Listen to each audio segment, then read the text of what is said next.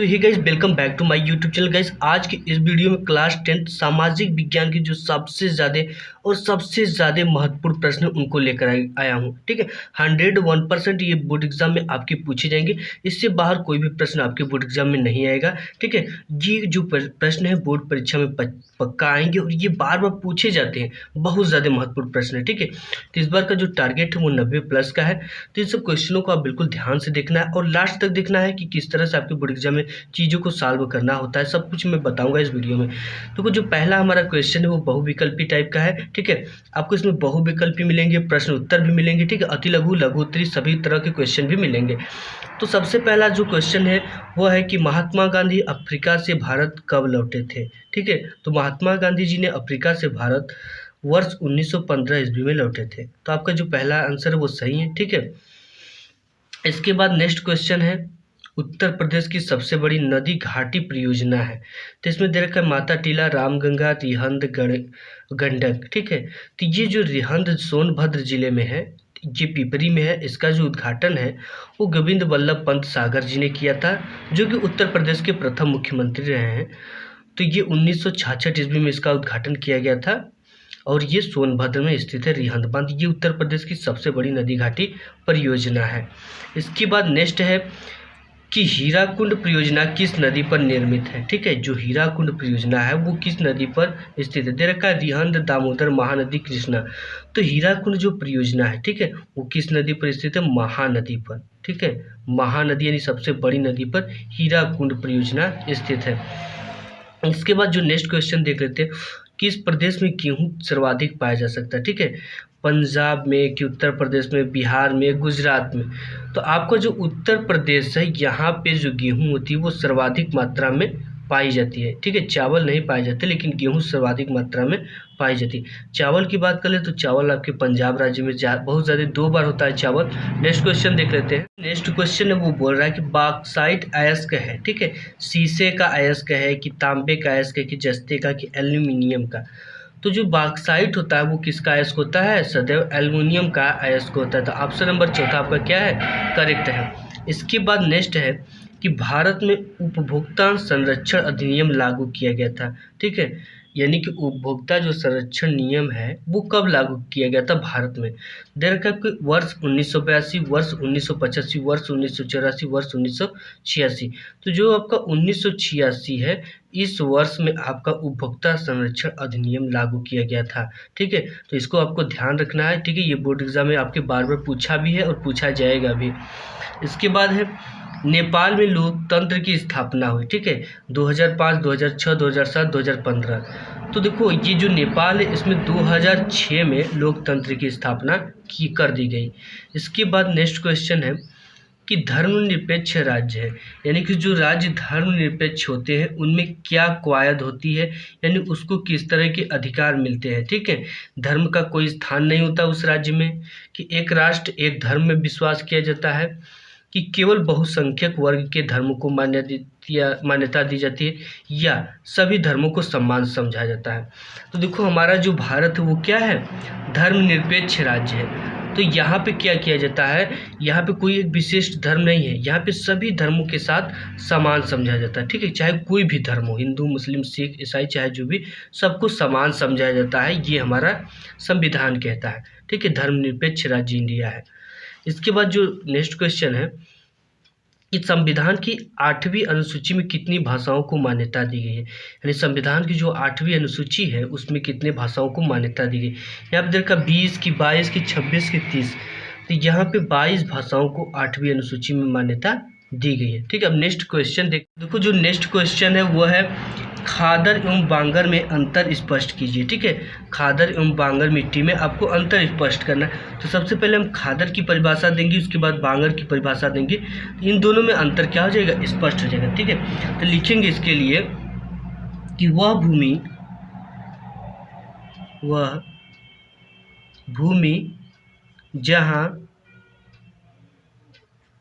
जहाँ बाढ़ के पानी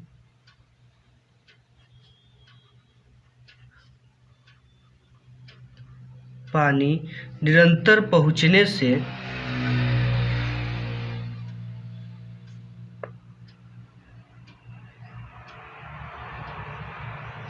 पहुँचने से नए जलोढ़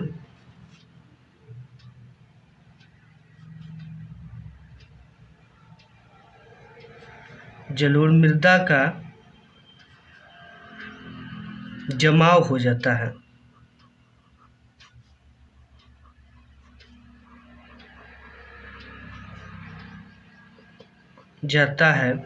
उसे खादर कहते हैं। ठीक है, उसे क्या कहेंगे? खादर।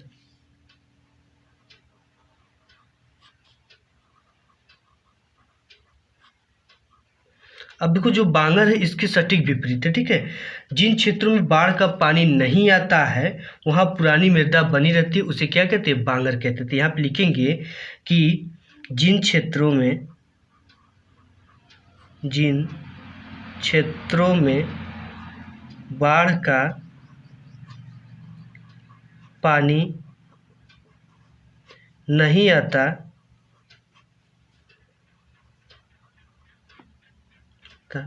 वहाँ पे पुरानी मृदा क्या रहेंगी? बनी रहेंगी।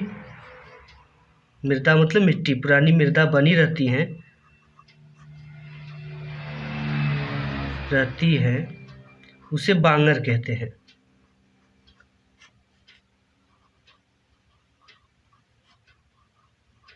अब देखो, इस चीज़ को समझो कि वह भूमि, ठीक है, आपका जलोढ़ क्या होता है? ये जलोढ़ मृदा जो होता है बाढ़ द्वारा बहाकर लाई गई नई मिट्टी को क्या कहते हैं? जलोढ़ मृदा कहते हैं। देखो, इसी चीज़ से समझो, वह भूमि जहाँ बाढ़ का पानी निरंतर पहुँचने से, ठीक है, वैसा कोई भूमि जहाँ अगर बाढ़ आने पर बाढ़ की पानी क्या होती है? पहुँचती है। तो जो बाढ़ की पानी होती है अपने साथ काफ़ी ज़्यादा उपजाऊ मृदा को साथ लेकर बहा ले जाती है। ठीक है, वो जो मिट्टी होता है वो काफ़ी ज़्यादा उपजाऊ होता है, जो बाढ़ की पानी उसे बहाकर ले आई होती है। ठीक है, तो वह भूमि जहाँ बाढ़ का पानी निरंतर पहुँचने से नए जलोढ़ मृदा का जमा हो जाता है, और जहाँ बाढ़ का पानी पहुँचता है वहाँ मिट्टी भी पहुँच जाती है और पानी सूख जाता है और मिट्टी वहीं पर जम जाती है। ठीक है, जमा हो जाता है, उसे खादर कहते हैं। बिल्कुल खाद युक्त मिट्टी होती है वह। ठीक है, एकदम बहाकर ऊपर की मिट्टी ले जाती है तो वो एकदम खाद युक्त मिट्टी होती है। तो उसे कौन सी मिट्टी कहेंगे? खादर मिट्टी कहेंगे। और जिन क्षेत्रों में बाढ़ का पानी पहुंचता ही नहीं है और पुरानी मृदा वहाँ पे क्या रहती है? बनी रहती है, उससे बांगर कहते हैं। ठीक है, उसी जगह का बनी तो उसे बांगर मृदा कहेंगे। ये खादर एवं बांगर में अंतर, ये 101% आपके बोर्ड एग्जाम में इस बार पूछना तय है। ठीक है, ये हर समय पूछता है, अंतर पूछ देगा, खादर एवं बांगर को स्पष्ट कीजिए, इस तरह से क्वेश्चन पूछ देते हैं।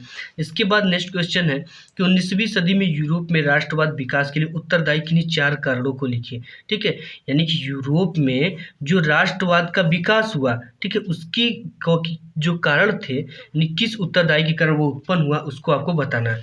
तो इसमें जो पहला है वो था कि फ्रांसीसी क्रांति का अभाव। ठीक है, फ्रांसीसी क्रांति का अभाव था जिससे यूरोप में राष्ट्रवाद का विकास हुआ। औद्योगिकीकरण एवं मध्यम वर्ग का प्रभाव था। ठीक है, औद्योगिकीकरण उसमें अधिक नहीं थे और मध्यम वर्ग का प्रभाव था। रूमानीवाद का प्रभाव था, उदारीकरण भावनाओं का विकास। ये 4 कारण को आपको तैयार रखना है क्योंकि ये बोर्ड एग्जाम में आपके आएंगे। ठीक है, यानी कि 19वीं सदी में यूरोप में राष्ट्रवाद के विकास के लिए उत्तरदायी किन्हीं 4 कारणों को लिखिए। अब इसके बाद नेक्स्ट आ जाता है कि जलोढ़ मिट्टी की 2 विशेषताएं तथा क्षेत्र बताइए। ठीक है, यानी जलोढ़ मिट्टी की विशेषता बताना और क्षेत्र को बताना। सबसे पहले हम क्षेत्र की बात कर लेंगे कि जलोढ़ मिट्टी जो होती है वो किस क्षेत्र में पाई जाती है, तब इनकी हम किसकी बात करेंगे? विशेषताओं की बात करेंगे। ठीक है, देखो, जलोढ़ मिट्टी उत्तर के मैदानी क्षेत्र में पाई जाती है। ठीक है, लिख देंगे कि जलोढ़ मिट्टी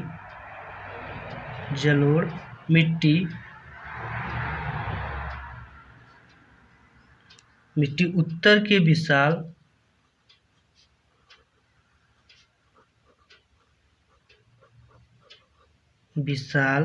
मैदान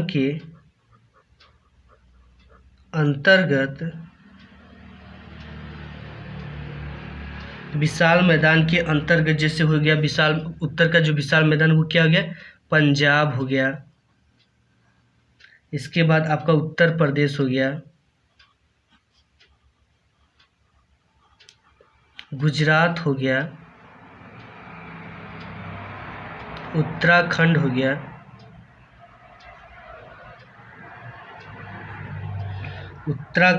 गया, ठीक है, ये और आपका पश्चिम बंगाल भी हो जाएगा इसमें। ठीक है, आप पश्चिम बंगाल भी ये पाई जाती है।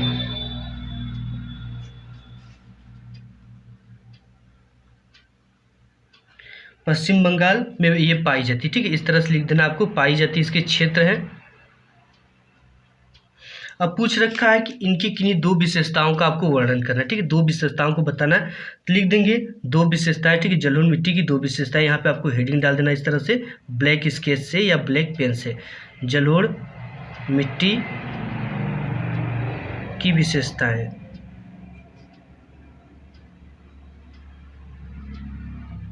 ये आपको ब्लैक पेन से करना है, काफ़ी ज़्यादा अच्छा लगेगा। यहाँ से इस तरह से हेडिंग नुमा। इसके बाद आपको विशेषताएं में लिख देना है कि यह उच्च उर्वरा शक्ति संपन्न होती है। यहाँ पे लिखना है उच्च उर्वरा शक्ति संपन्न होती है, यानी कि ये जो मिट्टी होती है जलोढ़ मिट्टी काफ़ी ज़्यादा उपजाऊ होती है, उच्च उर्वरा शक्ति संपन्न होती है।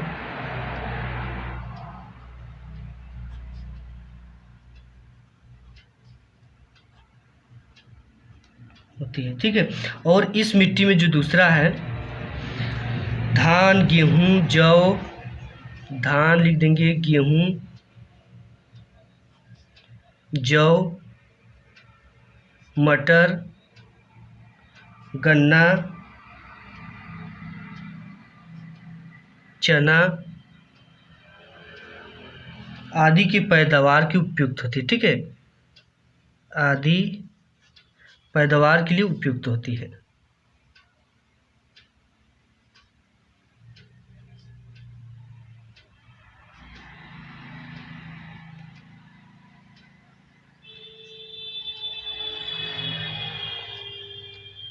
तो देखो इसकी दो विशेषताएं होंगी कि ये जो होती है मिट्टी आपकी जलोढ़ उच्च उर्वरा शक्ति संपन्न होती है, यानी कि ये जो मिट्टी होती है काफ़ी ज़्यादा, आप अपने शब्दों में लिखेंगे तो लिखेंगे कि जलोढ़ मिट्टी जो होती है वो काफ़ी ज़्यादा उपजाऊ होती है, और जलोढ़ मिट्टी में धान, गेहूँ, जौ, मटर, गन्ना, चना आदि पैदावार के लिए काफ़ी ज़्यादा उपयुक्त मानी जाती है। ठीक है, और इसमें फसल भी काफ़ी अच्छी होती है।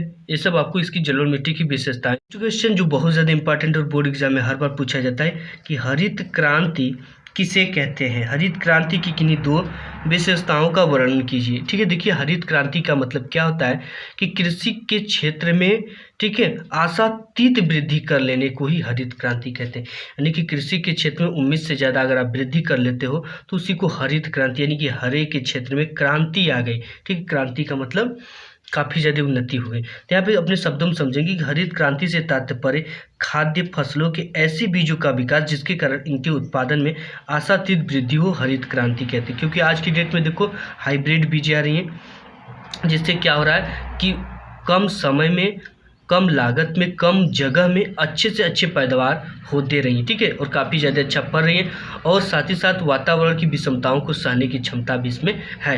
तो वही हरित क्रांति है, इसी को हम हरित क्रांति कहेंगे। हरित क्रांति से तात्पर्य खाद्य फसलों के ऐसे बीजों का विकास जिसके कारण इनके उत्पादन में आशातीत वृद्धि हुई हो, हरित क्रांति कहते हैं। इसके बाद ये पूछ रहा है कि हरित क्रांति की किन्हीं दो विशेषताओं का आपको बताना है। देखो दो विशेषताएं लिख देंगे, हेडिंग डालने की, हरित क्रांति की प्रमुख विशेषताएं।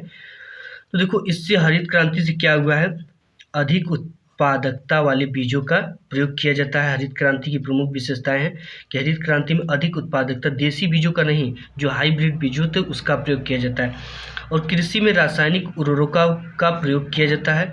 ठीक है, इसकी जो हरित क्रांति की खेती हो जाती है इसमें किसका प्रयोग किया जाता है, उर्वरक का प्रयोग किया जाता है कि पौधा काफ़ी से जल्दी बड़ा हो और जल्दी से जल्दी प्रौढ़ हो और बीज फल देने लायक बन जाए। इसके बाद सिंचाई हेतु अत्याधिक तकनीकों का प्रयोग, बहुफसली कार्यक्रमों को प्रोत्साहन देना।